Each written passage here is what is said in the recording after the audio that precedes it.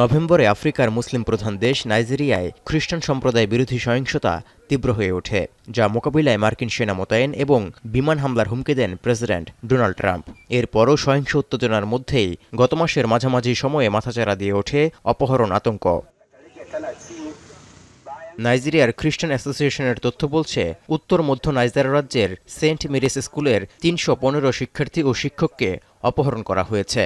এরপর উদ্ধার তৎপরতা শুরুর দাবি করে নাইজেরিয়ার প্রেসিডেন্ট বোলা আহমেদ টিনুবুর প্রশাসন। ২২ নভেম্বর খবর আসে, অপহরণকারীদের হাত থেকে পালিয়ে পরিবারের কাছে ফিরতে সক্ষম হয়েছে ৫০ শিক্ষার্থী। পরে ৭ ডিসেম্বর আরও ১০০ জনকে মুক্ত করার খবর দেয় প্রেসিডেন্ট কার্যালয়। অপহরণকারীদের হাতেই রয়ে যায় আরও ১৬৫ শিক্ষার্থী ও শিক্ষক।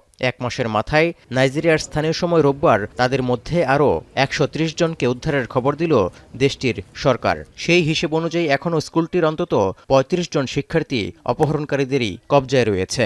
এছাড়াও কেব্বি রাজ্যের একটি স্কুল থেকে অপহরণ করা ২৫ শিক্ষার্থী এবং কাওয়ারা রাজ্যের একটি গির্জার ৩৮ উপাসক কী অবস্থায় আছেন তারও সুনির্দিষ্ট কোনো তথ্য নেই। এদিকে অপহরণের পর সরকার ২ শতাধিক শিক্ষার্থীকে উদ্ধারের কথা বললেও কিভাবে তাদের উদ্ধার নিশ্চিত করা হয়েছে সে বিষয়ে কোনো তথ্য সামনে আসেনি। এমনকি মুক্তিপণ হিসেবে কোনো অর্থ দিতে হয়েছে কিনা তাও জানা যায়নি। এছাড়া কোন চক্র এভাবে অপহরণ করছে তাও নিশ্চিত করেনি সরকার।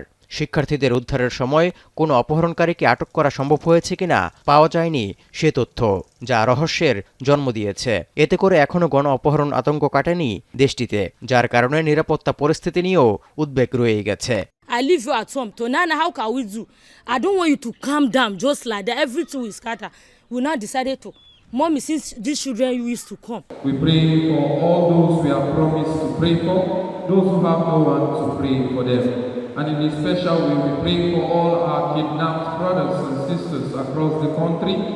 মুক্তিপণের মাধ্যমে অর্থ উপার্জনের জন্য নাইজেরিয়ায় অপহরণের ঘটনা এবারই নতুন নয়। এর আগে ২০১৪ সালে দেশটির উত্তর পূর্বাঞ্চলীয় শহর চিবুকুর বোর্ডিং স্কুল থেকে প্রায় ৩০০ শিক্ষার্থীকে অপহরণ করেছিল বোকো হারাম নামক সশস্ত্র গোষ্ঠী।